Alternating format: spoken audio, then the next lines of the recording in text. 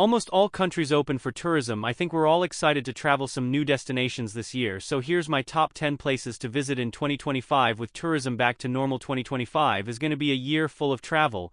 Whether you experience the dramatic landscapes of New Zealand or go cliff jumping in Greece, I hope you can all safely visit some new places this year. Slovenia. Let's start this video off in Slovenia. Of all the countries in Europe, I don't think there's a more compact country that offers just about every type of landscape you expect to find in Europe. From the capital city of Ljubljana you can drive 1 hour, and either be in the Alps or down by the Adriatic Sea. I spent some time in Sanja this year, and it quickly became one of my favorite European countries. One of the most famous places in Slovenia is a Lake Bled. It's a picturesque lake with an island that has a scenic church built on it. While we were there we did a hike to this lookout and got some amazing views of Lake Bled in the surrounding area. One of my favorite places I visited in Pania was the River So. It's this incredibly clean river with clear turquoise water, and had such a fun time swimming in it and riding down the current as I flow in the water. A unique experience you can do in Slovenia is explore the Bostonia Cave. To get into the cave you get on this train that goes nearly 4 kilometers under the earth. I felt like we were riding into Gre Gots from the Harry Potter movies. Once you make it to the end you can explore the cave. I mean, it's absolutely huge. Another one of my favorite features of Slovenia is its hilltop churches. They dot the landscape and create some of the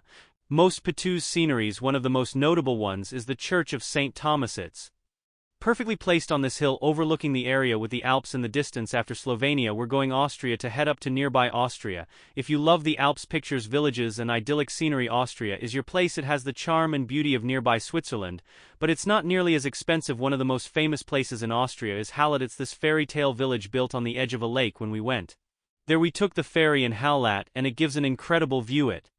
From the boat we had a great time just walking throughout the alleyways of this village. Now if you want to explore some Austria mountains, the shore is an incredible peak to visit. Now to get there you are up on Austria's steepest train. I couldn't believe how steep it was. Now when we got to the top it was super fun to explore. The views up here are unreal of all the lakes that surround this mountain peak. Now if you're feeling really adventurous you can do the Sky Ladder via Fara. It's located near the town of Go, which is about 20-minute drive from H. Now to get to the start I took up a gondola and made the short hike to begin the V Fara. It took me about 2 hours of climbing to finally reach the Sky Ladder, and when I got there I didn't realize how big it was. I was a little nervous to do it. As I started climbing it was a little wobbly, but it was overall pretty easy and you're always hooked in, so it's basically impossible to fall. After a few minutes of climbing I made to the end of the Sky Ladder. It was super fun. If you want to get the adrenaline going in 2025 the FIA Fara is for you. Now afterwards Namibia. We're going to head to Africa to visit Namibia. Located in the southern part of the continent, Namibia is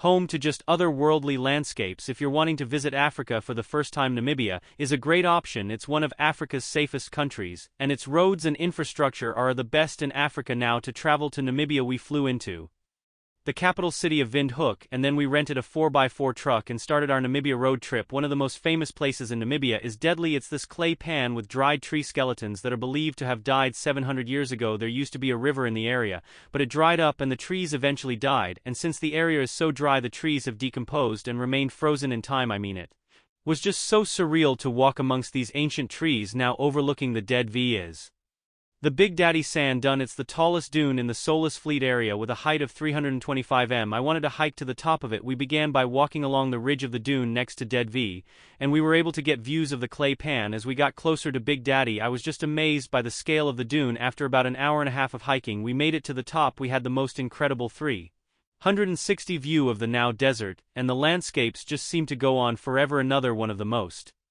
iconic places in Namibia is Sandwich Harbor. It's where the Nambu Desert meets Atlantic Ocean. To get here you basically need to go with an experienced driver since you're navigating through deep sand the whole time. It was a little nerve-wracking driving on the dunes, but it was such an adrenal rush. Now my favorite thing that we did in Namibia was witnessing the desert elephants. There's only a few desert elephants in Namibia, and they have adapted to live in the harsh conditions of the desert. To see them we went deep into the remote region of Deerland, and after an hour of tracking our guide found a herd of 14 elephants. We spent the next few hours just observing them, and it was one of my favorite wildlife experiences I've ever had. Them plus landscapes and wildlife are truly on another level. After we head Vietnam to Asia to visit Vietnam. Located in Southeast Asia, Vietnam is an adventure and backpacker's paradise. One of the most impressive places in the country is Ban Gac Falls. It's located in the northern part of Vietnam, straddling the Chinese border. Bac is the biggest waterfall in South Asia, and the scenery here is just absolutely insane with the Iconic Kars Mountains in the background. Another amazing spot in Vietnam is Halong Bay, located in the GF of Tunnen. Halong Bay is this incredible area made up of emerald water and thousands of limestone islands covered in lush vegetation. Probably the best way to experience Hong Bay is by taking a cruise, but I recommend at least doing an overnight cruise so you can witness Hong Bay during sunset and sunrise. One of my personal favorite places in Vietnam is the tea fields of Mon Co. It's one of the most picturesque places I've ever seen, with dome-shaped hills and perfectly manicured tea fields. If you're looking for an adventure, one thing you can do at Vietnam is a HW Gang Loop. It's a several-day motorcycle route that take you through the mountains of northern Vietnam. The scenery is absolutely insane. It looks like something out of a Dr. Seuss book. Definitely something to add to your 20,125 bucket list. After it, we'd head El Salvador over to Central America to visit El Salvador. From real-class surfing to stunning volcanoes, El Salvador has so much to offer. I have a special place in my heart for El Salvador because I lived here 10 years ago. Now the capital of the country is San Salvador, and there are some cool places you can visit like the Central Historico. One of my favorite places in El Salvador is El Tuno. It's probably the most famous beach in the country, and has amazing waves perfect for surfing. We came here for sunset, and the scenery did not disappoint. Another incredible place in the country is the Santa Ana volcano. We hiked up the volcano's rim. It took us about an hour to reach the top. The landscapes up here were insane. Now at the base of the volcano there's this lake called Lago Deep Peck,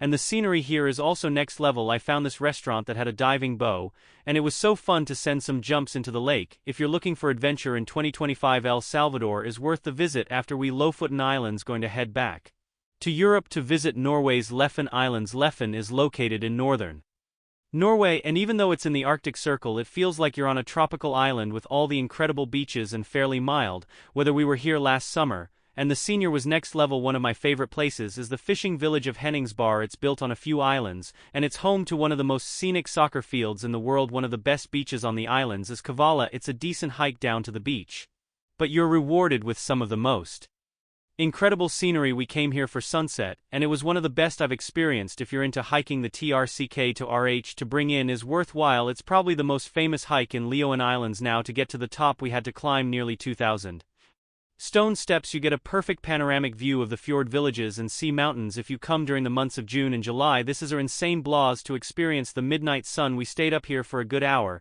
and enjoying the sunset and other world reviews. If you're in Lufone and are able to hike, you got to come experience the scenery of Rhino Bran after, or head to Greece to visit Greek islands. Some of its islands with over 6,000 islands. Greece has a lot to choose from. One of the most well-known islands is Santorini. It's home to whitewash houses and all the landscapes you expect to find on a Greek island, but I will say it can get very crowded. One of my personal favorite Greek islands is Milos. It has the classic whitewash houses but a more relaxed vibe compared to Santorini. One of the most famous places on Milos is Sakano Beach. It's home to white lunar-like landscapes, and there's so many places to cliff jump. There's this one iconic ledge that is a perfect place to use some dives and jumps into the sea. One of my favorite places on Milos was CFO. It's this incredible bay with white rocks that come out of the sea. You can bow or hike into the area, and we had an incredible time just relaxing here. If you do bow into CFO, you can also go to the nearby Sikia cave. It's one of the most unique places I've ever been. It's this cave with a collapsed ceiling that connects to the sea. There's a little beach that some people would ride up their dinghies to land on,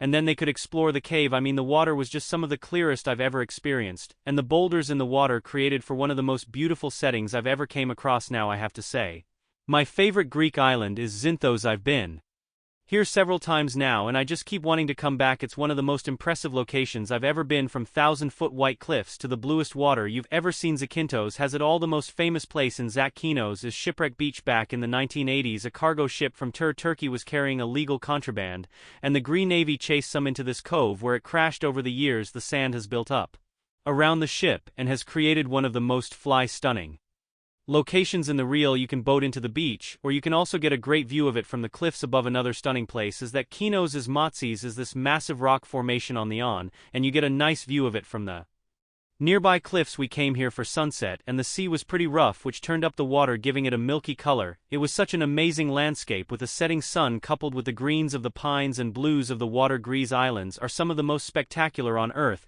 After it, War and Maria head to French Naya to visit the island of Mora, known as the Pearl of the Sea. Maria is one of the most beautiful places I've ever experienced. We stayed here several nights and was just absolutely incredible. Now to reach Maria, you'll first fly into the island of Tahiti, and you can either take a ferry or another quick flight. Once you arrive on the island, there's just so much to do here. I think Mara is home to some of the most spectacular mountains. They're just so jagged and unique looking. My favorite one was called Mount Mua, which translates to the shark's tooth. It rises 880 m above the sea, and I totally get where it gets its name with its sharp, rigid appearance. Now if you're more into the beaches, one of my favorite ones was the public beach Te Manu.